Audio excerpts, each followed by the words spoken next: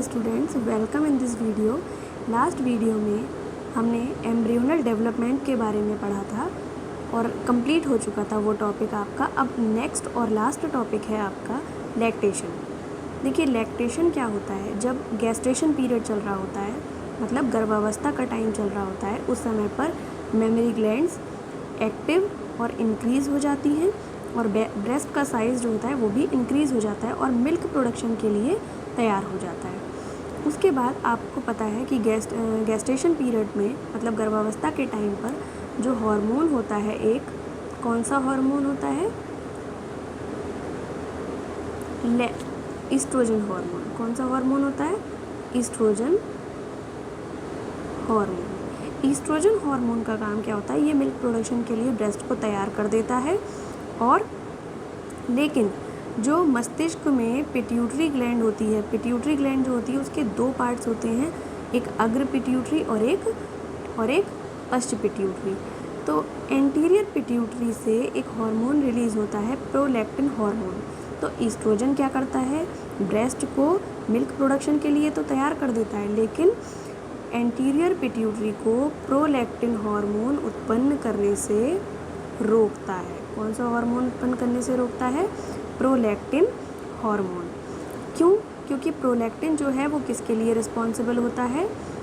जो मिल्क में casein protein और लैक्ट एल्ब्यूमिन प्रोटीन होती है उसके लिए रिस्पॉन्सिबल होता है। तो उनको उत्पादन करने से ये ईस्ट्रोजन हार्मोन एंटीरियर पिट्यूटरी को प्रोलैक्टिन हार्मोन को उत्पन्न करने से रोकता है। ठीक है, लेकिन मिल्क प्रोडक्शन के लिए ब्रेस्ट को तैयार कर देता है, रेडी कर देता है। और जैसे ही चाइल्ड बर्थ होता है, चाइल्ड बर्थ के बाद क्या निकल जाता है? प्लेसेंटा निकल जाता है। अब जब प्लेसेंटा निकल जाएगा, देखिए प्लेसेंटा जब निकल जाएगा, ये देखिए ब्रेस्ट का, अभी मैंने जैसे आपको बताया कि ये ब्रेस्ट है, इसमें जितनी भी मेमरी ग्लैंड्स होती है वो एक्टिव हो जाती हैं। और कैसी हो जाती हैं? एक्टिव हो जाती हैं और मिल्क प्रोडक्शन के लिए रेडी हो जाती हैं। ठीक है, लेकिन जैसे ही चाइल्ड बर्थ होती है, चाइल्ड बर्थ के बाद प्लेसेंटा निकल गया। आपको पता है जितना भी ईस्ट्रोजन हार्मोन रिलीज़ हो रहा है या कोई भी चीज़ आ रही है वो प्लेसेंटा के थ्रू आती है। तो जैसे ही प्लेसेंटा निकला, वैसे ही ईस्ट्रोजन हार्मोन का लेवल क्या होता है? डाउन हो जाता है। क्या हो जाता है? ईस्ट्रोजन हार्मोन का लेवल डाउन हो जाता है। और अब जब ईस्ट्रोजन हार्मोन निकल गया, और ईस्ट्रोजन हार्मोन क्या कर रहा था? प्रोलैक्टिन हार्मोन को क्या कर रहा था? रोक रहा था। ठीक है, उत्पन्न होने से रोक रहा था। अब जब इसका लेवल डाउन हो गया तो इसका प्रोडक्शन बढ़ जाएगा। एंटीरियर पिट्यूटरी क्या करेगी? फिर प्रोलैक्टिन हार्मोन को उत्पन्न करने लगेगी। और ये रिस्पॉन्सिबल किसके लिए है? जो मिल्क होता है उसमें केसीन प्रोटीन और लैक्ट एल्ब्यूमिन जो प्रोटीन होती है उनके उत्पन्न करने के लिए ये जो प्रोलैक्टिन हार्मोन होता है वो रिस्पॉन्सिबल होता है। ठीक है, अब देखिए, अब जैसे ही देखिए, ये मैंने बताया आपको कि पिट्यूटरी ग्लैंड जो होती है वो प्रोलैक्टिन, देखिए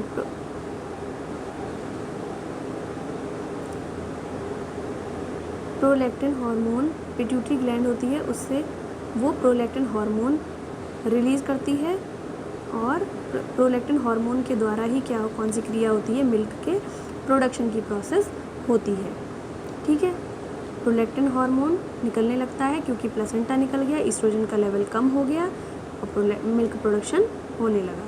और दूसरी तरफ क्या होता है? जब सकिंग की प्रोसेस होती है, मतलब जब फीड करता है बेबी, तो सकिंग की प्रोसेस होती है। सक करने से क्या होता है? संवेदनाएं जो है वो मस्तिष्क के हाइपोथैलेमस वाले पार्ट में जाती हैं। और हाइपोथैलेमस का पार्ट जो होता है वो, ये जो पिट्यूटरी ग्लैंड, ये भी लिखा है, ये पिट्यूटरी ग्लैंड लिखा है, लेकिन ये वाला भाग जिससे प्रोलैक्टिन हार्मोन उत्पन्न हो रहा है वो कौन सा भाग है? Anterior pituitary. और ये वाला भाग है वो है पोस्टीरियर पिट्यूटरी। ठीक है, ये कौन सा भाग है? पोस्टीरियर पिट्यूटरी वाला भाग। तो जब बेबी फीड करता है तो क्या होता है, संवेदनाएं कहाँ जाती हैं? मस्तिष्क में जाती हैं, और मस्तिष्क में जब जाती हैं तो पोस्टीरियर पिट्यूटरी वाला भाग जो होता है वो ऑक्सीटोसिन हार्मोन रिलीज़ करता है, जो मिल्क के इजेक्शन के लिए, मतलब मिल्क के निकलने के लिए रिस्पॉन्सिबल होता है। कौन सा हार्मोन? Oxytocin hormone. ठीक है, तो ये जो फर्स्ट, जब कुछ टाइम तक, मतलब बेबी के होने के कुछ टाइम तक क्या होता है, जो मिल्क निकलता है, मिल्क प्रोड्यूस होता है, उसको बोलते हैं कोलोस्ट्रम। उसको क्या कहते हैं? कोलोस्ट्रम। ठीक है, कोलोस्ट्रम बोलते हैं। इसमें क्या होता है? एंटीबॉडीज़ होती हैं। क्या होती हैं? एंटीबॉडीज़। इसमें एंटीबॉडीज़ होती हैं जो कि जो न्यू बेबी होता है, न्यू बॉर्न बेबी होता है, उसमें रोगों से लड़ने की क्षमता उत्पन्न करती है। ठीक है, आई होप आप लोगों को ये प्रोसेस समझ में आ गई होगी। Thank you so much.